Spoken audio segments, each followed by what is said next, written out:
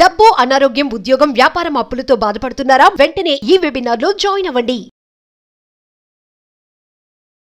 నమస్కారం సార్. నమస్తే సార్, ఒక వ్యక్తికి ఇంకో వ్యక్తి మీద నెగ్లిజెన్స్ అనేది ఎప్పుడు వస్తుంది, అసలు ఎందుకు వస్తుంది, అలా వచ్చిన సందర్భాల్లో నెగ్లిజెన్స్ చూపిస్తూ ఉంటే అవతల వ్యక్తి దీన్ని ఎలా తీసుకోవాలి, ఇలాంటి సిచ్యువేషన్స్ వచ్చినప్పుడు ఎలా హ్యాండిల్ చేయాలి?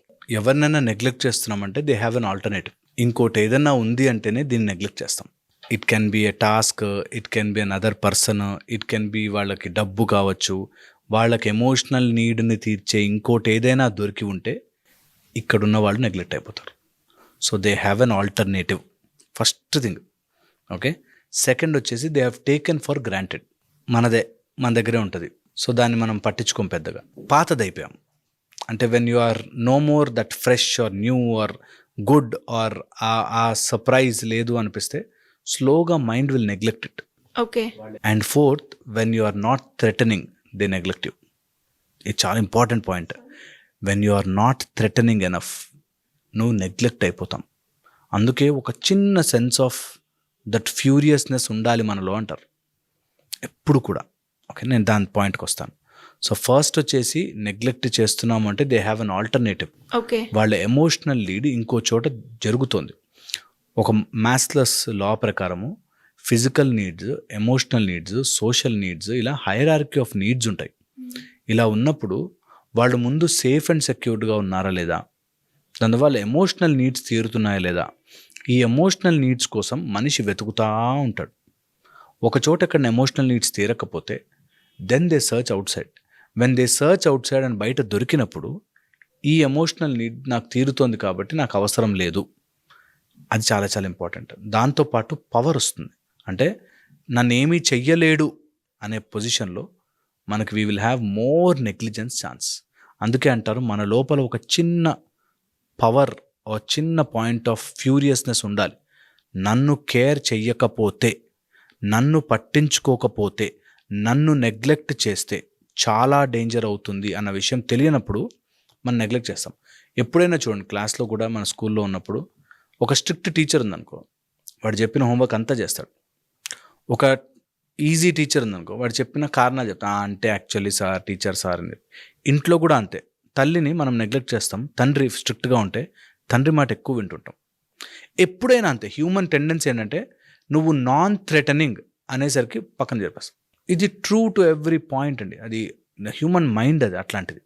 దట్ ఎక్కడో చోట ఇక్కడ నేను కంఫర్టబుల్గా కూర్చున్నానంటే దేర్ ఇస్ నో థ్రెటనింగ్. ఇక్కడ ఒక థ్రెటన్ ఉంది అంటే మా ఫోకస్ అంతా దాని మీద వెళ్తుంది. మనం ఎవరైనా నెగ్లెక్ట్ చేస్తున్నాము అంటే వాళ్ళు థ్రెటనింగ్ కాదు. ఎవడైతే థ్రెటన్ ఉంటుందో, అమ్మో నేను ఇట్లా చేస్తే that is not good, she will not leave me or he will not leave me అనే థ్రెటన్ ఉంటుందో, వాడు నెగ్లెక్ట్ చేయడం చాలా తక్కువ ఛాన్సెస్ ఉంటుంది.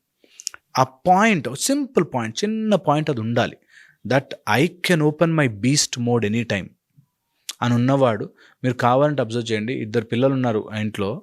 ఒక పిల్లవాడు శాంతంగా ఎప్పుడు ఏది చెప్పినా చేసి ఏదన్నా చేస్తే వాడికి ఎక్స్ప్లెయిన్ చేయొచ్చులే అని వాడిని పక్కన జరిపేస్తారు. కానీ ఎవడైతే క్రాంకీ ఉంటాడో పిల్లవాడు, వాడికి ఎక్స్ట్రా అటెన్షన్ ఇచ్చి వాడికి అన్నీ జరగాలని చూసి, అమ్మో వాడు ఇలా చేస్తే వాడు మళ్ళీ గొడవ చేస్తాడని, ఏడుస్తాడని అన్నీ వాళ్ళకే చేస్తాం.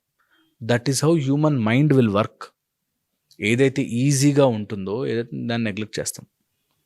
అందుకే రిలేషన్షిప్స్లో కూడా మేము చెప్తాం, don't give anything easy. Anything easy చేయొద్దు.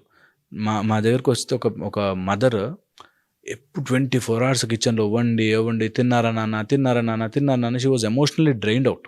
మేము ఇచ్చిన ట్రైనింగ్లో 8 o'clockకి నువ్వు వండి అక్కడ పెట్టేసాయి. తర్వాత తిన్నారా లేదా పిల్లలు నీకు అనవసరం, ప్లేట్లు పెట్టేసాం, ఫుడ్ పెట్టేసాం, తిన్నారా లేదా నీకు అనవసరం. 1 month చేయి, టక్ మన అందరి టేబుల్ మీద 8 o'clock వస్తారు, 9 o'clock తింటారు, ఫినిష్ అయిపోతుంది. వాళ్ళు నైట్ 10 వచ్చినా 10 గంటల వరకు వెయిట్ చేసి అన్నం వండి పెట్టి అలా చేస్తుంటే you become neglected. Automatic mind neglect చేసేస్తుంది.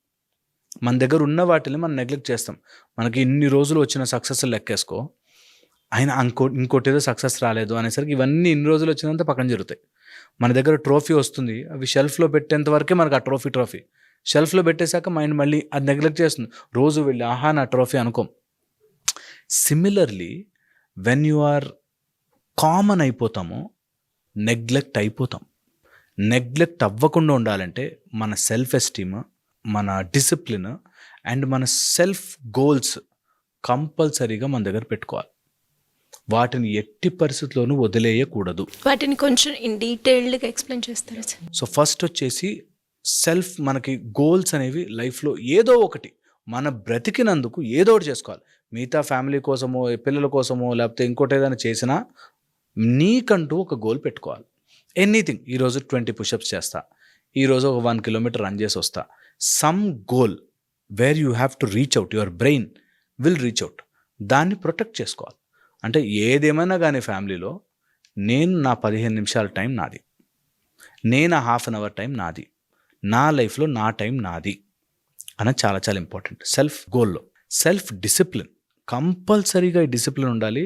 Where you are not constantly pouring out, అందరికీ వాళ్ళ కోసం బతుక, వీళ్ళ కోసం బతుక, వీళ్ళ కోసం బతుక అని ఉన్న రోజు నువ్వు నెగ్లెక్ట్ అయిపోయావు. మన కోసం ఎప్పుడు ఉంటుందిలే, నెగ్లిజెన్స్ అయిపోతుంది.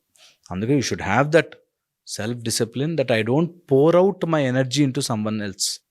అది సొంత బిడ్డ అయినా, సొంత కొడుకైనా, కూతురైనా, సొంత వాళ్ళైనా నీకంటూ కొంచెం పెట్టుకోవాలి ఎనర్జీ పక్కన. That is important.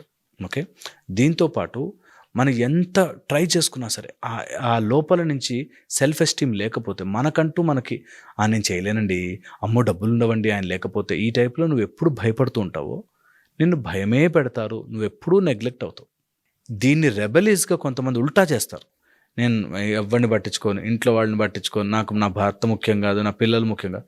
అది ఉల్టా, అది టూ మచ్. అలా కాకూడదు.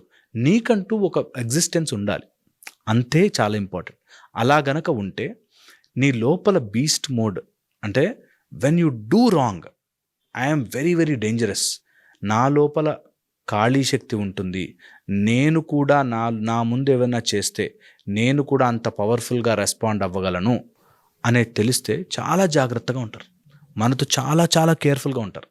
సో ఐ ఆల్వేస్ టెల్, ఎప్పుడు నీ సెల్ఫ్ ఎస్టీమ్ని, నీ గోల్స్ని, వాటిని త్యాగం చేసేసి వాళ్ళ కోసం చేయొద్దు. ఎప్పుడు స్లోగా, కొంచెం లేట్ అవ్వచ్చు కానీ స్లోగా అన్న ప్రాక్టీస్ చేసుకోవాలి, స్లోగా అన్న వాటి మీద ఉండాలి. మన గోల్ ఒకటి పెట్టుకున్నప్పుడు దానికి ఒరిజినల్ అప్పుడు బయటపడుతుంది, ఎవడెవడు మనకు సపోర్ట్ చేస్తాడో చేయడం. సో అందుకని అవన్నీ ఉండాల్సిందే. అండ్ ఎప్పుడైతే you are free, you are easy available, you are తొందరగా దొరుకుతున్నావు అంటే నెగ్లెక్ట్ అయిపోతాం. Should never be easily available to anyone. ఎవరైనా సరే ఆఫీస్లో కానీ వాటిలో కానీ అందరికీ హెల్ప్ చేసేసి అందరి ఫైల్స్ నేనే చేస్తానండి, 5 తర్వాత కూడా కూర్చొని ఫ్రెండ్స్కి హెల్ప్ చేస్తానంటే నువ్వు వేస్ట్ గడి కింద లెక్క, వేస్ట్ అయిపోయావు. సహాయం చేయడం తప్పు కాదు, నీ లిమిట్ దాటి అనవసరమైన వాటిలో దూరి నువ్వు సహాయం చేస్తే నువ్వు వేస్ట్ అయిపోయావు.